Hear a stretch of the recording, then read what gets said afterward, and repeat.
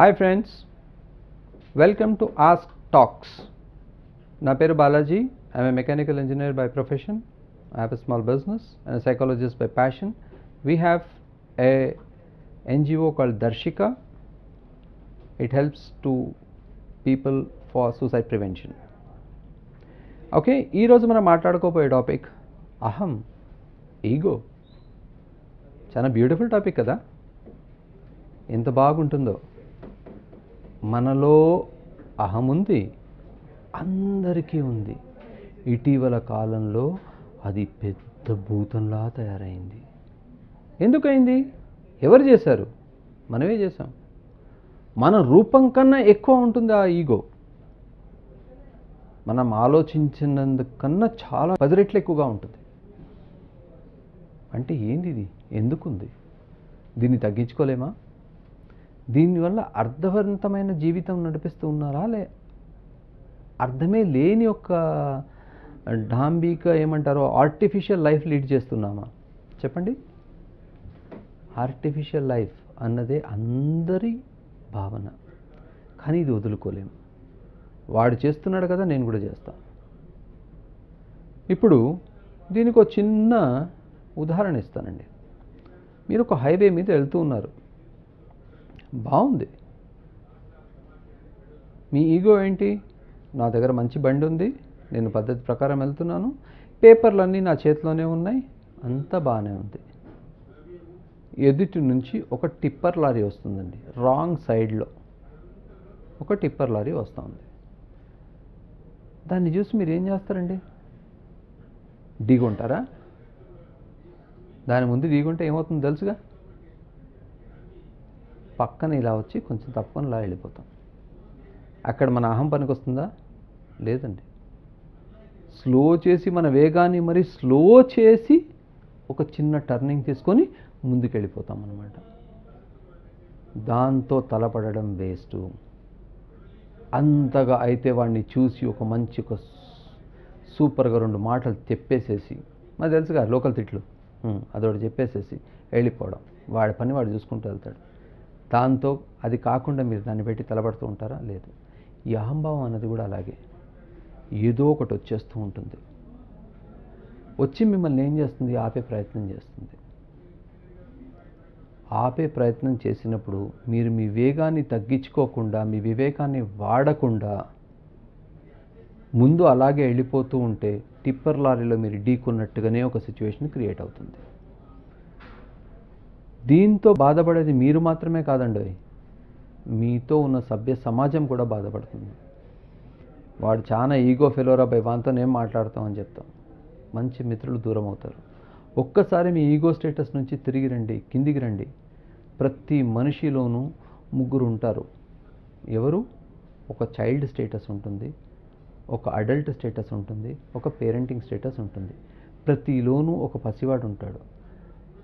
నేను మంచి ఏసీ ఆఫీస్లో కూర్చున్నా, నేను managing director of the company, నేను ఒక పెద్ద టీమ్ లీడర్ని, నేను నవ్వుతే అందరూ ఏం చేస్తారు, నేను కేకలేస్తే ఎవరేమంటారు? ఎవరేం అనరండి. మీరు మాతో కలిసిపోయినారని చెప్పి సంతోషిస్తారు. అంతేగాని మీ ముందు మీరు అలాంటి బిహేవియర్ ఎప్పుడైనా చేశారు అనుకోండి, మీ ముందు ఉండేవాళ్ళు కూడా, అరే వాడి ముందు నవ్వుతూనే వేస్ట్, వాడు ఒక వేస్ట్ ఫెలో, వదిలేసేవాడిని, సో మనం ఏదో మనం ఎంజాయ్ చేసుకుందాం అని చెప్పి మీకు రావాల్సిన ఒక చిన్నపాటి అగ్రిమెంట్ కానీ ఒక అంగీకారం కూడా రాదండి. ఈగోలో ఉన్న పెద్ద సమస్య ఇది. దీనివల్ల ఏమైపోతుంది? మీరు ఏకాకిగానే ఉండిపోతారు. ఒక పొజిషన్ ఎలా వస్తుంది అని అంటే, మీ మనసులో ఉన్న మాట చెప్పుకోనికి కూడా ఎవరు ఉండరు. వాళ్ళందరూ ఏదో అంటూ ఉంటారు, వాళ్ళు ఏదో చేస్తూ ఉంటారు. అక్కడ పోయి చెప్పుకోవడానికి ఒక ఈగో, నా పొజిషన్ దిగజారిపోయిందేమో అని ఒక భయం, ఒక ఆందోళన, ఇవన్నీ కలిగి వస్తాయి. ఒక ఇన్సెక్యూరిటీ ఫీలింగ్. దీనివల్ల కొన్ని తప్పులు చేయడం ప్రారంభిస్తారు కొందరు. ఈ చిన్న చిన్న తప్పులే చిలికి చిలికి గాలివానైనట్టు పెద్ద పెనుభూతంగా మారుతుంది. సో ఇలాంటి వాటి నుంచి కొంచెం దూరంగా ఉండాలి మనము అని అంటే కొంచెం ఈగో తగ్గించుకోవచ్చు. ఈగో అన్నది పాజిటివ్ ఈగో ఉంటుంది, నెగిటివ్ ఈగో ఉంటుందండి. పాజిటివ్ ఈగో ఏంటి? నేను కూడా సాధించాలి, నేను కూడా ముందుకెళ్ళాలి, నేను కూడా ఒక ఉన్నత స్థాయికి పోవాలి అన్నదొక పాజిటివ్ ఈగో. ఈ పాజిటివ్ ఈగో ఉండడం వల్ల ఏమైపోతుందంటే వాడు 100 మీటర్లు 9 సెకండ్లో రన్ చేస్తున్నాడంటే నేను 8.5 సెకండ్లో రన్ చేయాలి అని ఒక కాంపిటీటివ్ స్పిరిట్ ఉంటుంది. వాడు ఒక ప్రోడక్ట్ తయారు చేస్తున్నాడు అంటే నేను ఆ ప్రోడక్ట్ కన్నా మంచి ప్రోడక్ట్ తయారు చేస్తున్నాను అంటే కాంపిటీటివ్ స్పిరిట్ ఉంటుంది. ఇక్కడ ఒక ఎదుగుదల ఉంటుంది పాజిటివ్ ఈగోలో. ఈ పాజిటివ్ ఈగోని మనం ఏమైనా ఆలోచించుకోవచ్చు. ఎలాగనంటే ఈ పాజిటివ్ ఈగో ద్వారా ఒక కొత్త సమాజాన్ని సృష్టించవచ్చు, ఒక మంచి పనిని చేయవచ్చు. ఎన్ని ఆవిష్కరణలు జరిగినాయో, ఎన్ని ఇప్పుడు మోటార్ బైకులు కానీ సెల్ ఫోన్స్ కానీ ఇవన్నీ మనం ఎన్ని చూస్తున్నామో ఇవన్నీ ఒక పాజిటివ్ ఈగోతోనే వచ్చిన పరిస్థితులు అనమాట. నెగటివ్ ఈగో అంటారా? నెగటివ్ ఈగోలో ద్వేషం, అసూయ, అన్వాంటెడ్ క్రిమినల్ కేసెస్, ఒక రకమైన వేధింపులు, మనశ్శాంతి మనకు ఉండదు, ఎదుటివానికి ఉండదు. సో ఇలాంటి కొన్ని నెగిటివ్ ఇంపాక్ట్స్ ఉంటాయి. ఈ నెగిటివ్ ఇంపాక్ట్స్ వల్ల ఏమైపోతుంది, ఎవరు మనని కేర్ చేయరు. మన ముందే పరిస్థితి ఎప్పుడు చూసినా ఏం చేసినా కూడా కుట్రలు కుతంత్రాలతో నిండి ఉన్న ఒక సమాజాన్ని మనమే కలిగిస్తూ ఉంటాం. ఈ కుట్రలు కుతంత్రాలు నిండిన సమాజంలో మనం ఎంతవరకు ఉంటామో పొద్దస్తమానం ఇదే ఆలోచిస్తూ ఉంటాం. ఈ ఆలోచన ఎవరికి లాభం? ఒక్కళ్ళకైనా లాభమా? లేదు. ఏ పరిస్థితుల్లోనూ లాభం ఉండదు. దీనివల్ల ఏమైపోతుంది, ద్వేషం పెరిగిపోతుంటుంది, అనుమానాలు పెరిగిపోతూ ఉంటాయి. అనుమానాలు పెరిగిపోయినంత ఎంతకింత అనుమానాలు పెరిగిపోతూ ఉంటాయో అంతకంత మీలో ఒక అభద్రతా భావం కూడా పెరుగుతూనే ఉంటుంది. ఒక్క అడుగు ముందుకేయాలన్నా ఎన్నో ఆలోచించాల్సిన పరిస్థితి. ఫ్రీగా ఆలోచించే ఒక మార్గమే ఉండదు. ఆ ఫ్రీనెస్ ఎప్పుడు పోతుందో అన్వాంటెడ్ టెన్షన్స్ పెరుగుతాయి.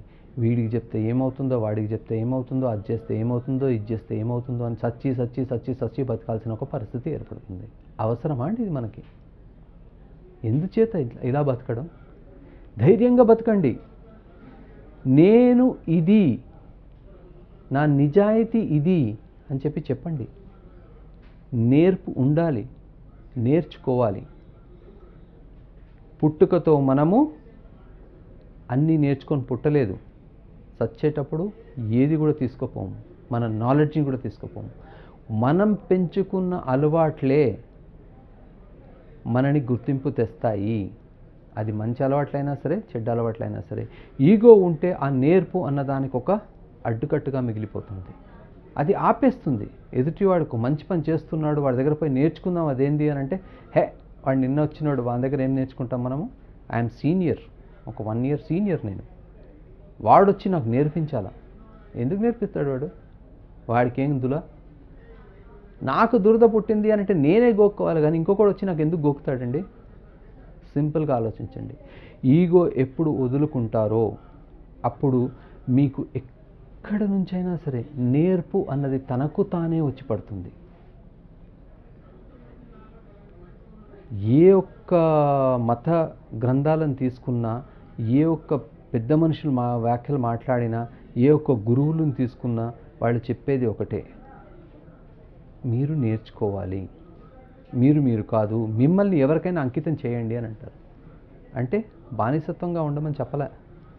మీ ఆలోచనలని మిమ్మల్ని మాత్రమే కేంద్రీకృతం చేసుకోకుండా, సెంట్రిక్ అంటే ఈగో సెంట్రిక్, మన సెంట్రిక్ మాత్రమే ఉండకుండా కొంచెం ఇంకొకళ్ళని కలుపుకొని చేసుకునే ప్రయత్నం చేయండి. దీనికి ఒక చిన్న ఎగ్జాంపుల్ ఒకటి ఇస్తానండి. సైబీరియన్ క్రెయిన్స్ ఉన్నాయి చూసారా? సైబీరియన్ క్రెయిన్స్ ఎలా చేస్తాయంటే దాదాపు ఒక 100 కిలోమీటర్లవి, 1000 కిలోమీటర్లవి దాటి వస్తూ ఉంటాయన్నమాట. ఫస్ట్ ఉన్న crane will be the leader crane. ఆ లీడర్ క్రెయిన్ ఏం చేస్తుంది, ఒక 100-200 కిలోమీటర్ దాటగానే కొంచెం రెస్ట్ తీసుకోవాలనుకుంటుంది. ఆ ఫస్ట్ ఉన్న క్రెయిన్కి ఈగో మాత్రం ఉన్నట్టయితే ఏమవుతుంది, ఆ పొజిషన్ ఎవరికి వదలదు.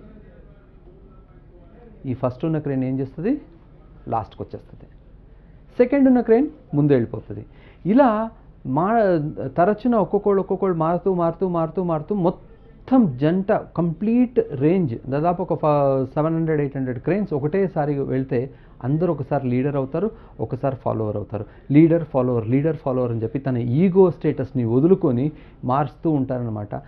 వేలాది కిలోమీటర్లు నాన్ స్టాప్గా వాళ్ళు ఫ్లై అవుతూ వస్తారు. ఒకవేళ కనుక వాళ్ళు అలా ఫ్లై కాలేకపోయినారు అని అంటే ఒకటి గుర్తుపెట్టుకోండి, ఆ లీడర్ క్రెయిన్ ఎప్పుడో చచ్చిపోయేది. ఎందుకంటే ఎగ్జాషన్ వచ్చి చచ్చిపోయేది. నేను నా పదవిని వదులుకోను, నేను నా పొజిషన్ వదులుకోను అని. ఈరోజు మీరు ఈగో వదులుకొని మీకు తెలియని విషయాన్ని ఇంకొకళ్ళ దగ్గరికి వెళ్ళి పంచుకునే ప్రయత్నం చేయండి. అక్కడ నుంచి 2 నేర్పు మీకు వస్తుంది. మీరు కూడా ఒక విధమైన నేర్పు వాళ్ళకి ఇస్తారు. సో పరస్పరంగా ఒక టీమ్గా ఫామ్ అయ్యి మీతో పాటు నడిచే ఒక 2 స్నేహితులు, 2 పాజిటివ్ ఎనర్జీస్, ఒక మంచి సైనర్జీ కలుగుతూ ఉంటుంది. ఈగో వల్ల సైనర్జీస్ దెబ్బతింటాయి, ఎనర్జీస్ వేస్ట్ అవుతాయి.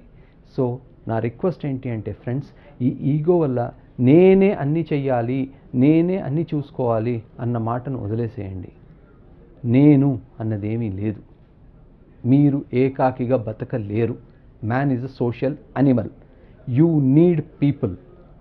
వి అన్న ఒక సిద్ధాంతాన్ని తీసుకోండి. ఈగోని వదిలేసేసి ఒక పాజిటివ్ ఈగో, ఎస్ నడు కలిసి మనమందరం వెళ్దాం రా అని చెప్పి వెళ్ళడం ఓకే. కానీ నేను మాత్రమే వెళ్తాను, నా వెనకాల రా అంటే కొందరు రారు. So friends, let's say no to ego, let's say no to I, let's say we. Let's have a positive synergy. Thank you so much. Namaste.